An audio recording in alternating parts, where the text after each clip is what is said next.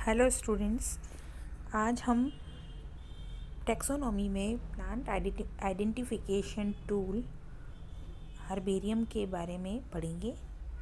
Herbarium या पादपालय या वनस्पति संग्रहालय, एक वचन हर्बेरियम, बहुवचन होता है इसका हर्बेरिया। तो हर्बेरियम या हर्बेरिया एक प्लांट आइडेंटिफिकेशन टूल है जिससे कि पादप की पहचान की जा सकती है। ठीक है। हर्बेरियम होता क्या है? हर्बेरियम या पादप संग्रहालय ऐसे संग्रहालय होते हैं जिसमें सूखे हुए यानी ड्राइड माउंटेड स्पेसिमेन को रखा जाता है और उन्हें एक विशेष क्रम में वर्गीकरण पद्धति के अनुसार उसको संचित किया जाता है, इकट्ठा किया जाता है। इसमें अलमारियाँ बनी होती हैं, रैक्स बने होते हैं और उसमें पादप को शीट के ऊपर चिपका के उन सभी शीटों को संभाल के स्टोर करके रखा जाता है। ठीक है। पादप संग्रहालय क्यों बनाया जाता है? क्योंकि इससे अगर हम पौधों की संरचना को या उसको आइडेंटिफाई करना चाहते हैं, उसकी पहचान करना चाहते हैं, तो फोटोग्राफ या रेखा चित्र या डिस्क्रिप्शन से इतना आसानी से प्लांट आइडेंटिफिकेशन नहीं होता है। लेकिन यदि हम पादप प्रतिरूप को सीधे ही अगर हम देख पाएँ, उसकी तुलना की जाए, तो हम आसानी से उसे समझ सकते हैं। ये तुलनात्मक अध्ययन तभी संभव है जब हम संग्रहालय से प्रतिरूप को निकालें और फिर उनके पौधों की सही पहचान करके और उसके आकार की तुलना उस जो प्रतिरूप है उससे करें। इसीलिए पादप संग्रहालय पौधों की पहचान के लिए एक अच्छा टूल माना जाता है। अब पादप को किस प्रकार संग्रहित किया जाता है? पादप संग्रह की तकनीक क्या है? पादप प्रतिरूप के संग्रह और संचयन की सही तकनीक ये है कि प्रतिरूपों को इसमें पादप संग्रहालय में लंबी अवधि तक बिना खराब हुए काम में ले सकते हैं। और इसके लिए क्या किया जाता है इसके अंदर कि पादप को पादप को इसमें स्पेसिमेन के रूप में इसमें फील्ड में से लाकर और उसको स्टोर किया जाता है। ठीक है। अलग अलग अवस्थाओं के लिए अलग अलग स्पेसिमेन का प्रयोग भी किया जाता है। अब पादप संग्रहण बनाने के लिए, हर्बेरियम बनाने के लिए निम्नलिखित उपकरणों की आवश्यकता होती है। कौन कौन से ऐसे उपकरण हैं जो हमें हर्बेरिया बनाने के लिए आवश्यक होंगे? ठीक है। सबसे पहले एक सिकेटियर या कैंची। ठीक है। अगर काष्ठीय पादप है और मोटा है उसका अगर तना, तो उसको काटने के लिए सिकेटियर की आवश्यकता होगी या कैंची की आवश्यकता होगी। भूमिगत भाग है अगर कोई, उसको खोदने के लिए खुरपी की आवश्यकता होगी। उसके बाद में एक प्लांट प्रेस जो पोर्टेबल होना चाहिए, यानी आसानी से ढोया जाने वाला होना चाहिए, जिसमें से पादपों को प्रेस किया जाएगा, उसको दबाया जाएगा ताकि आराम से शीट पे चिपकाया जा सके। वेस्कुलम एक डब्बे के आकार का होता है जिसमें पौधों की टहनियों को एकत्रित कर रख सकते हैं। उसके बाद फील्ड डायरी, जिसमें पौधों के लक्षण, उसके हैबिटेट के बारे में लिख सकते हैं। विभिन्न प्रकार की थैलियाँ, रबर बैंड, अखबार, चिमटी, थैला और लेंस। ठीक है। सबसे पहले प्लांट प्रेस के बारे में पढ़ते हैं। प्लांट प्रेस क्या करते हैं कि ताज़ा प्रतिरूप जब हम फील्ड से लाए, उसे सिकुड़े हुए या मुरझाए हुए ना हो जाए, इसीलिए उसे सीधा रखने के लिए प्रेस में दबा दिया जाता है जिससे वो आसानी से सूख जाए। प्लांट प्रेस की जो साइज़ होती है वो अधिकतर 30 × 45 सेंटीमीटर के आकार का प्लांट प्रेस होता है। अच्छा प्लांट प्रेस क्या होता है कि 2 फ्रेम होती हैं, उसमें लोहे की जाली लगी होती है, बेल्ट लगा होता है और लकड़ी का बना होता है। उसमें बीच में अखबार या ब्लॉटिंग पेपर रखकर उसके बीच में पादप प्रतिरूप को रख देते हैं और फिर उसे बांध देते हैं। यदि प्रतिरूप बड़ा है तो उसे वी या डब्ल्यू की आकृति में मोड़कर भी सुखा सकते हैं। उसके बाद सुखाने के लिए तेज़ धूप में उस जो हमारा प्लांट प्रेस है उसको रख देते हैं और 24 घंटे या 2-4 दिन में अच्छे से सूख जाता है। उसके बाद में अखबार उसको चेंज करते रहते हैं बीच बीच में। ठीक है। कृत्रिम ताप से भी सुखा सकते हैं। उसके बाद में डायरी रखते हैं। डायरी में प्रतिरूपों को जहाँ जहाँ से हमने समय, स्थान या अंक या कोई एक नंबर दे दिया जाता है उस डायरी के अंदर, ताकि उसमें सारी सूचनाएं अंकित हो जाती है। उस डायरी में संग्रह की दिनांक, पादप का स्थानीय नाम, संग्रह संख्या, वैज्ञानिक नाम, मृदा के लक्षण, संग्रह स्थान का नाम, पादप की अनुमानित आकार, पुष्पीय फलीय लक्षण, आर्थिक महत्व और संग्रहकर्ता का नाम होता है, और अन्य कोई सूचना अगर है तो उसमें लिख दी जाती है। उसके बाद हर्बेरियम शीट या पादप संग्रह शीट तैयार की जाती है।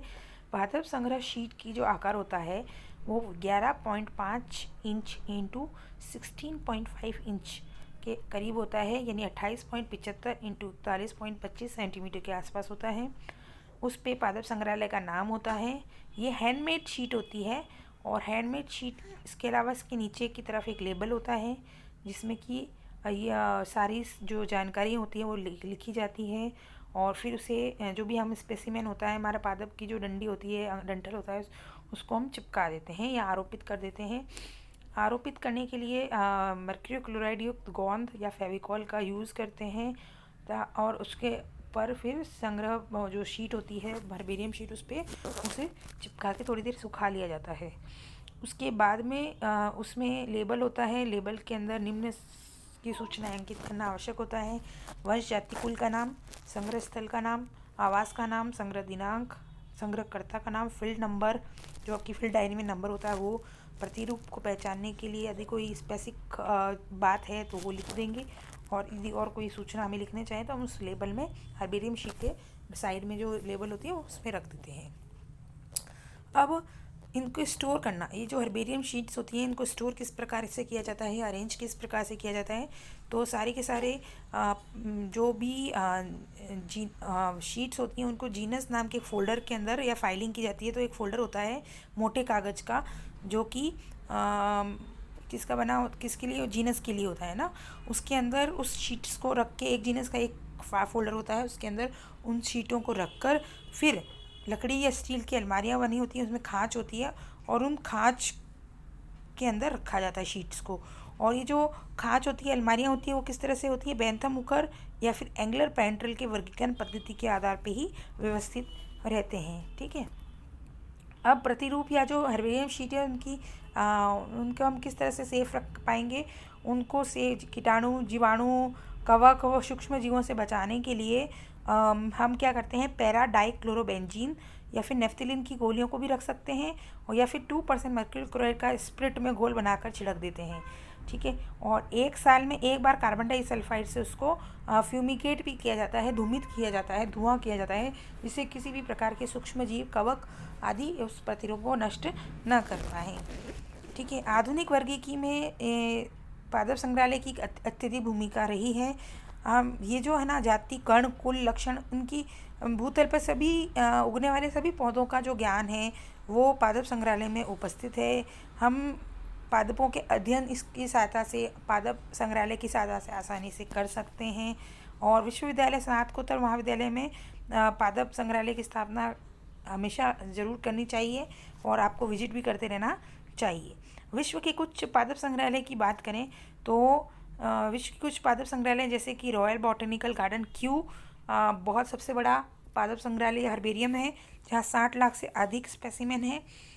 VL Komarov botanic institute of Leningrad का भी जो है वहाँ 57 लाख से ज़्यादा प्लांट स्पेसिमेन या हर्बेरियम शीट्स हैं। British museum of natural history London, और वहाँ पे भी 40 लाख आपके स्पेसिमेन हैं। पेरिस बॉटनिक गार्डन, वहाँ 1 करोड़ हैं। ठीक है। उसके बाद हार्वर्ड यूनिवर्सिटी कैम्ब्रिज का भी काफ़ी बड़ा बॉटनिकल गार्डन है जिसके अंदर हर्बेरियम बना हुआ है।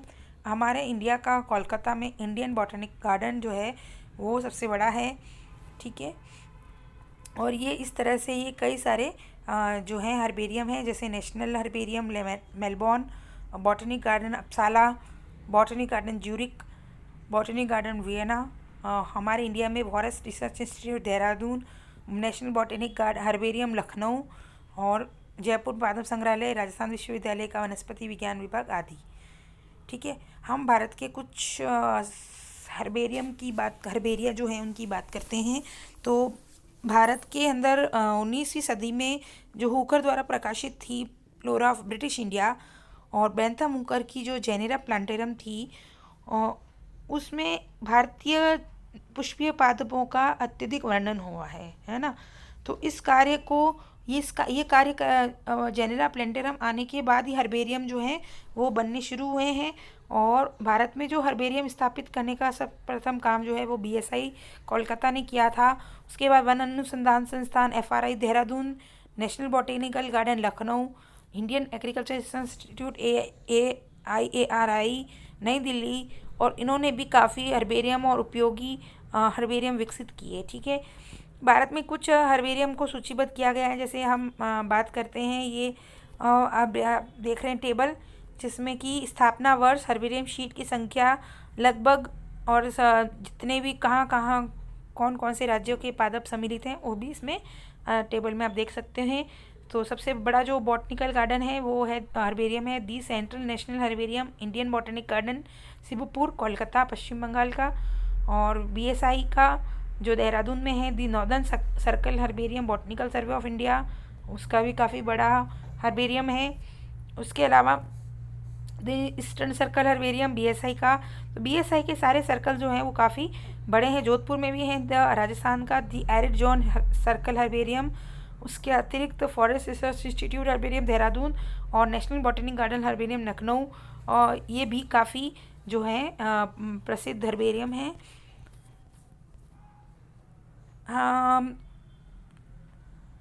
कुछ विश्वविद्यालय हैं उन्होंने भी अपने हर्बेरियम बना रखे हैं, जैसे कि दिल्ली विश्वविद्यालय ने बना रखा है। उसके बाद मेरठ कॉलेज ने बना रखा है। राजस्थान विश्वविद्यालय ने भी अपना हर्बेरियम जो है वो बना रखा है। सबसे पहले हम बात करते हैं अपना इंडिया का सबसे बड़ा हर्बेरियम दी सेंट्रल नेशनल हर्बेरियम कोलकाता की।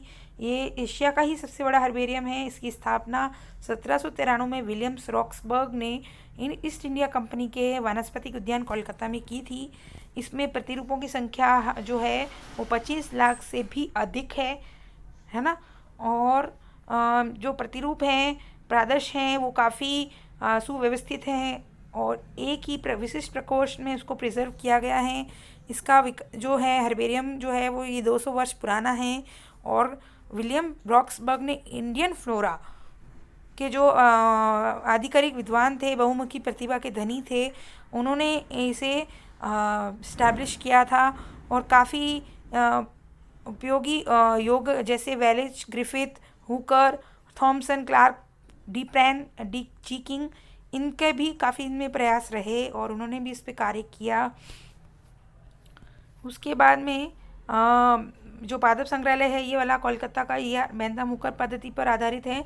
और इस हर्बेरियम में पुष्पी पादप तो है ही, एंजियोस्पर्म कहते हैं, एल्गी, टेरिडोफाइट और जिम्नोस्पर्म के प्रतिरूप भी हैं। दूसरा है प्रसिद्ध herbarium national botanical garden Lucknow का। और जो लखनऊ का है उसकी स्थापना 1948 में की गई थी। और इसका जो संचालन है वो अभी CSIR council of scientific and industrial research कर रही है। और इसमें भी जो 1 लाख से अधिक जो प्रदर्श हैं, स्पेसिमेन है, वो संग्रहित हैं। और इसका जो विकास है वो फाउंडर हैं इसके KN कॉल, ठीक है, उन्होंने इसकी स्थापना की थी। और उसके बाद पंचानन महेश्वरी और JK महेश्वरी ने इस हर्बेरियम को काफ़ी इसका विकास किया था। उसके बाद में फॉरेस्ट रिसर्च इंस्टीट्यूट, ये भी काफ़ी प्रसिद्ध है, देहरादून का FRI, और इसकी स्थापना 1874 में ब्रिटिश सरकार द्वारा की गई थी। इसे सहारनपुर हर्बेरियम के नाम से भी जाना जाता है। इसमें भी काफ़ी अच्छे प्रतिदर्श हैं, 3,50,000 के आसपास, 3.5 लाख के आसपास प्रतिदर्श हैं इसके अंदर। और देहरादून जो हर्बेरियम है उसका सबसे पुराना प्रतिदर्श 1807 का है, यानी कि 200 साल से भी अधिक है ना के प्रतिदर्श हैं जो कि आज के अच्छी अवस्था में हैं। तो इससे आप समझ सकते हैं कि 200 साल तक भी आराम से हम अगर इसकी रख रखाव की जाए तो वो शीट 200 साल तक भी ख़राब नहीं होती है, ठीक है। और इस तरह से इन हर्बेरियम की सहायता से काफ़ी फ्लोरा का निर्माण भी किया गया है, जैसे कि flora of the upper Gangetic plain and of the adjustment Shivalik and sub Himalayan tracts 1922 में जो डथी द्वारा लिखा गया था वो इसी हर्बेरियम के आधार पर लिखा गया था। उसी तरह से flora of the presidency of Madras 1936 में जो गैम्बल द्वारा लिखा गया था वो भी इन्हीं के द्वारा इसी हर्बेरियम की सहायता से लिखा गया था। तो इस प्रकार आपने आज हर्बेरियम के बारे में पढ़ा, जो कि प्लांट आइडेंटिफिकेशन के लिए एक बहुत ही अच्छा टूल हम कह सकते हैं। और अगर आपको कभी भी मौका मिले तो आप हर्बेरियम को ज़रूर विजिट करें, उनकी शीट्स को देखें। और आप चाहें तो शीट्स बना सकते हैं। आप प्लांट का कोई भी पार्ट ले आएँ और फिर उसे अच्छे से दबाकर प्रेस करके अखबारों के बीच में सुखाएं, और उसको फिर फेविकॉल की सहायता से आप उसको चिपका सकते हैं, या फिर सुई धागे से आप सील भी सकते हैं और नीचे लेबल अंकित करें। और उन सभी को बेंथम हुकर पद्धति के क्लासिफिकेशन के अकॉर्डिंग अरेंज करें। तो ये आप अवश्य करें, और आप विजिट ज़रूर करें। अगर आपको मौका मिले तो आप किसी भी हर्बेरियम को विजिट ज़रूर करें। Thank you very much.